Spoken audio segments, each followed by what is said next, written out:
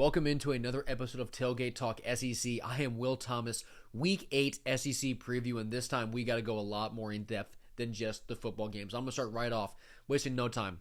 Billy Napier out as the head coach of the Florida Gators. The Gators are expected to owe him about $20 million in the buyout. Now, I talked about this a little bit yesterday, when the news broke. I released a video on that, but I just want to say it again here in my full recap. It's important to humanize these situations because there's celebration among the Florida fan base, and I'm a part of that too, right? Because, it's a new era on the dawn for Florida Gators football. You get rid of something that's been really holding your program back. And Napier, right, in his situation, he loves the game, it's fine, but he gets to walk away with $20 million. There are a lot of people in that building in Gainesville who no one knows the name of, who are not getting paid a buyout. Who are already not making a lot of money, now they're out of work. It's important to humanize these situations, but it's also just the reality of it, right? That's the reality of this profession. When you go into coaching, that's the risk you assume. If this doesn't work out, I'm going to lose my job. And that's just part of it. And, everybody has to move on. And for the Gators, I have 5 main candidates that I think should be, the main guys that Florida focuses on. I have them in 2 tiers. And tier 1 is Lane Kiffin, obviously. Jedd Fisch at Washington. I think he is a name that people need to be talking about more in this coaching search. He's at Washington right now. He built up Arizona into a New Year's Six contender. He went to Florida. He graduated as a Gator. He knows the school. He likes the school. And I think given the era that we're in, if DJ Lagway wants to leave because Napier is gone, Jedd Fisch could maybe bring over DeMond Williams, the quarterback at Washington, who is an absolute stud. And the other guy in my tier 1, no one likes it. It's James Franklin. Because he can recruit in College Station. He can recruit guys to Florida. He has a baseline of 9 or 10 wins. That is good enough in this era of college football to make the playoff. A lot. Right? And nobody can win the big game until they do it. Ryan Day couldn't win the big game. Won the championship last year. And if you want to talk to me about James Franklin's record versus good teams, Lane Kiffin's against top 25 teams is horrible also. And that is not me saying that none of these candidates are good. But you're not, Kirby Smart and Nick Saban are not candidates for this job. You're going to have to get somebody who can win games and you think can develop and start winning these bigger games with your talent base and the resources at the University of Florida. I think James Franklin is one of those guys. And then the 2 guys in tier 2 for me are Eli Drinkwitz and Marcus Freeman. I think these guys will still be good fits at Florida, but they're not quite on the same level of potential for me as those top 3 guys. This just cannot be a group of 5 hire for Florida. It cannot be a project this time. It has to be an established coach. It has to be a splash hire to really get the fan base going. And in terms of the rest of the conference, man, I think Hugh Freeze is going to get fired next week because I think Arkansas beats Auburn. We'll get into that in the preview episode on Wednesday. But if Auburn loses this game to Arkansas, I think Hugh Freeze is going. Then the Auburn job opens up. I think Brian Kelly is closer to the hot seats than he's getting a bit of discussion for. So we'll see if that LSU job opens up. But this is going to be an absolutely nuts coaching carousel nationally and just in the SEC. I can't wait to keep seeing how this plays out. But let's just get into the games now from this past week. We'll start with what was probably the most brutal watch of the season. Texas at Kentucky, 16-13 Longhorns. This game gave me a migraine that I had to deal with all of Saturday night. It was horrible. But really, Kentucky dominated this game. 26-8 first downs. They held Texas to 8 first downs in the game. It's ridiculous. Total yards, 395 to 179 for the Wildcats. They held Texas to only 47 rushing yards and had the time of possession for 39 minutes, less penalties. I think Kentucky's just a team of horrible destiny this year. I said preseason, I think that Mark Stoops doesn't survive this season. I'm still on that train. I just think Kentucky's a train wreck. And train wrecks don't win football games. But Cutter Boley, I thought he was really good. 31 of 39 passing for 258. He did have a pick, but ran the ball in for a touchdown. It was a really good effort from Boley against this Texas defense. And for Texas on the offensive side of the ball, this unit is just totally broken. Arch Manning, 12 of 27 passing for 132 yards. Are you kidding me? Kentucky's defense is bad. This defense is bad, and Texas ran the ball for 1.7 yards per carry as a team. No wide receiver reached 40 yards. I mean, it's a horrible offense for Texas with a good defense. And we've seen that win them some games. But seeing Texas this inept offensively is wild. It makes no sense, especially with how much talent they have. Something's got to get fixed. Something's got to change. But Texas has a lot of hard games left where they need to look better than they did this week. They go to Starkville this weekend. You kind of have to look out for that one because Jeff Lebby has those guys fighting at Mississippi State. They just lost a heartbreaker to the Gators. But State has a better offense than Kentucky does. and a better defense. This is a harder matchup for Texas now. You have to go into the Cowbells. I'd imagine Starkville is up for this game against Texas. That's a tricky spot. And Kentucky hosts Tennessee looking for their first conference win. We'll get into that game later, but I do believe that Tennessee will win that game against Kentucky. Oklahoma and South Carolina. Oklahoma won this game 26-7. Oklahoma's defense, such a good unit. They held South Carolina to 54 rushing yards, just 1.6 yards per carry. Even more impressive, Carolina ran on their first drive for 46 yards.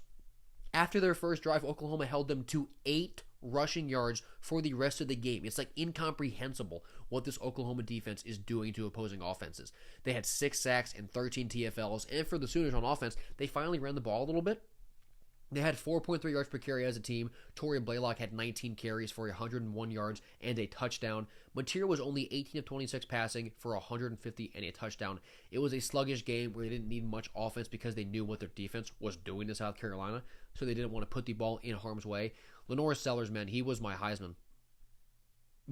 He was my Heisman. 17 of 25 passing, 124 yards with a touchdown. Just no offense at all for Carolina. Excuse me. I believe that is both an indictment on them, but also credit to Oklahoma. I did not expect Carolina to really go off the rails with Shane Beamer this year. I thought this was really going to be a turnaround year for them. I thought they were going to carry some momentum over from last season to really be a great team. This is just not good. It's really bad in Columbia, and now they host Alabama next week. What kind of showing do we get from the team and the fans that week? And for Oklahoma, they get to host Ole Miss, which is just a massive game, which we'll talk a lot about for the rest of this week. But Oklahoma just sledgehammered South Carolina this past weekend. Mississippi State at Florida, 23-21 Gators. What in the world was the end of this game? First starters, Florida has the ball. They're up by 2. You have a 3rd and 1. Jaden Ball has run the ball for 150 yards at this point, and he has 6.5 yards per carry. I just want to clear my throat before I say this. So they throw the ball with a quarterback who has not been good in a passing game that has not been good, and they get stopped. So Mississippi State, naturally, they get the ball. They have the momentum. They're driving. They're in field goal range. Florida does not have the timeouts to leave any time on the clock if they kick a field goal. So Blake Shapen throws the ball. And not only is it a bad decision, it's a horrible throw that a defensive tackle who dropped into coverage picks off. Florida, in a rundown, dropped 2 of their defensive tackles into coverage. And somehow Mississippi State was in a pass play call where it worked out. Mind-numbing end to that game. Regardless, Florida wins. DJ Lagway was 20 of 34 for 280 yards, did not throw a touchdown through 2 interceptions. Jaden Ball is what works for this Florida offense. It is so simple. It's so simple. He had 23 carries for 150 yards and a touchdown, 6.5 yards per carry. Like I said, this game, Florida was outcoached. Florida lost this game. They did not win this game. Florida lost this game. And the score will tell you otherwise, but man, State had this game won with a field goal if they just run the ball. For Blake Shapen, I thought he threw it well. 24 of 36 for 324 yards, did have a pick. Devon Booth was great, stepping in for Fluff Bothwell, who was hurt, 22 carries for 105 yards and 2 touchdowns. State had 2 wideouts over 100 yards. Brennan Thompson and Anthony Evans III both hit that number. So the passing offense was good for State. They just couldn't really capitalize and couldn't score enough to keep up with Florida and break through to get to 24 and win this game. Mississippi State just continues to be a final victory lap for fired head coaches. That's a pretty funny trend to keep watching. So now the Gators, they get a bye with their interim, who is Billy Gonzalez, before they play Georgia in 2 weeks. And Mississippi State hosts Texas, which is now a pretty winnable game for them. That could be the landmark win that Jeff Lebby can point to and really say, this is the proof of concept. This is what we're doing here in Starkville. We can do this as a program. So we'll see how that goes. Missouri at Auburn, 23-17 Missouri. I'm so glad that this game was as weird as it looked in the week leading up to it because of how the spread was and just because of all the context about it. How about 2.1 yards per rush for Missouri and 3.7 for Auburn? How about that? 91 rushing yards for Missouri. I mean, this team was one of the best ground teams in the country, through the first 5 weeks. That has not scaled up with the level of competition at all. Against Auburn and against Alabama, Missouri, they haven't just looked average running it, they've looked bad running it. Ahmad Hardy, 24 carries for 58 yards. He did score twice, but I don't really care. He had 2.4 yards per carry. This is a guy who I thought was the best running back in the country, but the step up in competition has really proved to me that Missouri is not there yet to where they can compete the way they want to compete against the top dogs in the SEC, because Auburn is not a top dog in the SEC. And they had to go to overtime to win this game. The running game from Missouri, like I just said, has not transferred up with the increase in competition level. And Bo Pribula, he hasn't really either. 23 of 40 passing for 252, 0 scores, 2 interceptions. But their defense did bring down Jackson Arnold 5 times in the backfield, including a clutch overtime sack from Zion Young. Bad rushing stats, no passing touchdowns for Pribula. Missouri offense is not looking good. It is not looking good, another one conference play. But for Auburn, Jackson Arnold was 18 of 30, 207 yards with a pick. Jeremiah Cobb had a great day, 19 carries for 111 yards. That was promising. It was a good day for Cam Coleman. He caught 6 passes for 108 yards. He also dropped that bomb that Jackson Arnold placed perfectly. That would have been a really long touchdown. Those are the kind of plays that will just eat you up as a player, as a coach, as a fan base, because with one more long touchdown in this game, I mean, how much does it shift? And does Auburn walk away with a win if Coleman's able to reel that in? We'll never know. We'll never know, but I am worried a lot about Auburn now because they're 0-4 in conference play. They have to go to Arkansas, an offense that is one of the best in the country. If they go 0-5 in SEC play, I think Hugh Freeze is done. Preview's coming for that. I have a lot to say on that, but we'll get to it. But Hugh Freeze, I do believe, is now officially coaching for his job. For Missouri, they stay on the road. They come to Nashville. They got to play Vanderbilt. College game day is here. Really a playoff eliminator between Missouri and Vanderbilt. That'll be a fun one to preview and obviously to watch. Now let's get into the more fun games. LSU at Vanderbilt, 31-24 Commodores. Hello, Vanderbilt. Welcome to the college football playoff discussion, the SEC championship discussion, all of it. Vandy is 6-1, and I was really impressed with them running the ball here. 5.3 yards per carry against this LSU defense is really, really good. That's a great number. Pavia scored twice on the ground, ran for 86 yards, and McKillen Young, 5 carries for 82 yards. He was a firecracker for them in the ground game. In Vandy's passing game, it wasn't explosive, but it was very, very stable. They averaged 11.4 yards per catch with a long of 25. It was just a bunch of short chunk plays to really keep moving the ball downfield, and that's what Vandy wants to do. They just kind of want to march on you and wear you down and out-physical you, out-tough you, out-mental toughness you. That's not an expression, but you know what I mean. In LSU offensively, they just cannot run it. It is so, so bad. Caden Durham had a 51-yard carry in this game to inflate their stats. If you take that away, LSU ran the ball 20 times for 49 yards. That's 2.45 yards per carry. That happening at LSU is inexcusable. It's horrible because it sets the whole offense back because now Nussmeier can't be in advantageous situations where he can get a good matchup in the passing game. Pass rushers can tee off and just keep hitting him. He's getting beat up like nobody else I've ever seen in the pocket this year. LSU's offense is just broken because of this running game. And coming into it, I did like Vanderbilt to dominate the ground game and really control time possession.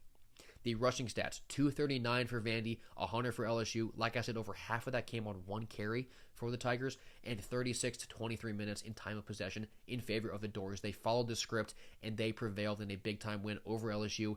Like I just said, they get Missouri at home now with college game day there. Vanderbilt, if you look at their schedule, I'll pull it up right now as I'm talking to you guys. There's not another game that they can't win. Missouri at home. They go to Texas, who blows. Then they get Auburn at home, who might be on a new coach by then. Then they have a bye before they host Kentucky, who's terrible. And then they hit the road to Tennessee. I think their hardest game is at Tennessee. I think that's a harder challenge than this road game at Texas is going to be. But Vanderbilt, man, we're looking at 10-2. I think we're looking at 10-2 for Vanderbilt. That is a playoff berth, in my opinion, with a win over LSU, a win over Missouri, hypothetical win over Texas or Tennessee. That's a playoff resume. Vanderbilt, if they win this Missouri game, I think they are poised to go to the playoff at 10-2, which is just awesome to say. And LSU, they go home and they get Texas A&M. We're going to talk a lot about this game in our previews because that line opening up at 2.5 for A&M, my pick was already made before I even capped the game. But we'll get into it. Big time matchup in Baton Rouge coming up this week. Texas A&M and Arkansas. This was such a great time to watch. 45-42 A&M. 497 total yards for the Aggies, 527 for Arkansas.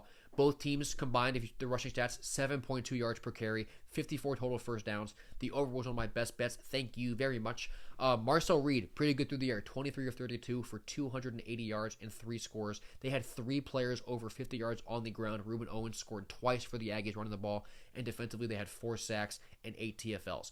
During my previews, I was told I was wrong for saying that Arkansas's offense was legit. Look, they scored 42 on Texas A&M. Taylor Green is so good. 256 yards for 3 scores in the air. He also had 2 rushing touchdowns. Mike Washington Jr., 16 carries for 147 yards. Omega Blake out wide, 7 catches, 118 yards, and a touchdown. No sacks defensively. Arkansas's defense sucks. It's really bad. Arkansas with a competent defense is a serious threat in the SEC. Sadly, they don't have one. And I mean, credit to A&M's offense. They played very good to score 45, but Arkansas's defense is really, really bad. The good news for Arkansas, though, is that this week they host Auburn, who blows offensively. So I do think that Arkansas's defense is not good, but it's a much better matchup against Auburn than it was against A&M. And the Aggies, like I just said, they got to go to LSU. That game is tricky. And let me just tell you, I'm picking LSU in that game. It's gross, but we'll talk about it, but I am picking LSU in that game. Tennessee at Alabama. Bama won this game 37-20, and the box score is going to lie to you because Tennessee had more first downs, more total yards, both passing and rushing. A lot of that was in garbage time. A lot of that was when it was the fourth quarter. It was already a 17-point game, so don't put tons of stock into that. Put stock into Ty Simpson, though. 19-29 passing for 253 yards and 2 scores. They were just fine running the ball, was Alabama. 3.8 yards per carry, nothing special, but that's really what you've come to expect from this team. You know, that's nothing to worry about because Ryan Williams was back alive. That was a great sign. Jeremy Bernard, consistent as ever. He might be the best receiver in that room, which I don't think is a hot take. And defensively, Bama had 4 sacks and 8 TFLs. That's big time from their front to help, throw Tennessee off their balance offensively, keep Joey Aguilar out of rhythm. That's very important if you want to beat a high-flying offense like the Vols. Joey Aguilar, I thought he was okay. Threw for 268 and a touchdown. He had more than 90 of those yards in that garbage time. So, the yards are the yards, but it wasn't necessarily when the game was still in doubt. These picks are an issue for Joey Aguilar. I got pushback from Tennessee fans in the preseason when I pointed it out, after Georgia and Mississippi State when I pointed it out. In big spots, Aguilar throws interceptions. He throws for a bunch of yards and touchdowns too. He also throws picks. Underthrowing an out route ever is going to get you picked off every single time. You have to miss an out route long, or because of the nature of the play, the DB is going to crash down and pick off a lazy pass. So doing it at the goal line when you know you have one more snap before halftime, just throw the ball up. You've got to be able to get points there. But no, it was a big spot for Aguilar, so he threw a pick. The other ones, if you want to tell me, Tennessee fans, it's the receiver's fault, Aguilar's perfect, it's not on him. Picks are picks. He's consistently thrown them in big spots. And every time I say it, I get pushback. It's what he does. And when you're in a spot like at Alabama, the bad will outweigh the good. It just will, because you can't afford to throw a 99-yard pick 6 on the road at Alabama. You just can't. The good news for Tennessee, though, is that Deshaun Bishop was awesome. He carried the ball 14 yards for 123 yards and 2 scores. I was worried about his health coming into this. Would he be 100%? He was. He was great. Their defense, the Vols, just did not get a sack. And you can't do that against a passing attack like Alabama when you know that they want to throw. They don't want to run. They want to pick you apart through the air. You've got to be able to pin your ears back and get some pressure. Tennessee just couldn't. Alabama, I thought, just flexed their muscles and handled what I do believe is a good Tennessee team. And now they have to go to Columbia. And I brought it up earlier, but what kind of fight do we get out of South Carolina? We'll see. It could be a tricky spot. I don't know if I buy it with how bad Carolina's been. And for Tennessee, they go to Kentucky looking for a bounce back. Kentucky did just push Texas to the brink. I think Tennessee is better than Texas, so I'm not too worried about the Vols in that spot at all. And then finally, what was probably the most entertaining game of the season, Ole Miss at Georgia. 43-35 dogs. A shootout was not on my bingo card. I figured it'd be more high scoring than what we saw in Lexington. But man, 78 total, that math right? Yeah, 78 total points, 510 yards for Georgia, 351 for Ole Miss, 55 total first downs, 552 passing yards combined for both teams. Where there's a gap is in the rushing attack.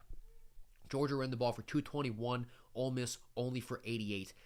Gunnar Stockton, he has not been in my Heisman mental list. And he's still not on that top 4 or 5, but he might be making a push for the Heisman and to be in that discussion. He had a great game, 26 of 31, 289 passing yards, 4 touchdowns, and he had Georgia's longest run of the game, got in the end zone, 10 carries for 59 yards. No sacks for this Georgia defense. That is still an issue for me. When they were winning championships, their defense was scary. It struck fear into other offenses. This defense doesn't do that, and it really starts up front because they can't get pressure and bother quarterbacks like we've seen them normally be able to do. Trinidad Chambliss in this game, he was explosive. A lot of those yards were after the catch, generated by the receivers. He threw for 263, had a touchdown, ran for 2 scores. He was only 19 of 36 passing. I was worried about this moment being big for Chambliss. I think we kind of saw that happen. His percentages were low, and he wasn't necessarily airing the ball out consistently. He had a few long balls, but a lot of it was after the catch yardage by the receivers. In his defense, the run game was not there, which puts a lot more pressure on the quarterback to be able to produce because there's no threat of a running game. They can just pin their ears back and rush you while also dropping guys into coverage. These defenses, both of them, man, they have a lot to figure out. Because if you're Ole Miss, you don't get stopped on offense once on the road until the fourth quarter, and you still lose the game by 8. I mean, that offensive performance just has to be good enough for Ole Miss. But it wasn't, because their defense has a lot of holes to figure out. And for Georgia, their identity's been their defense. It's not there. Now, they're still winning games. They're still a good team, but they're lacking that killer instinct on the defensive side of the ball. We'll see if they find it in the back half of the season. Georgia goes into a bye right before they get to play Florida, who has an interim coach at that point. And Ole Miss, they got to go to Norman. They got to get right back on the road and go to Oklahoma to play against a much better defense. We'll talk about that game later on in the week. But that'll do it for the Week 8 recap in the SEC. This was some awesome football, some great off-the-field storylines. We're seeing it come together now. We're really starting to see the conference race, the playoff race, the coaching carousel come together, although I'm not really sure that we'll ever see the coaching staff come together in any sort of sensical way. This one's going to be absolutely nuts. But thank you guys so much for tuning in to this episode of Tailgate Talk SEC. I have been Will Thomas, and I will see you next time.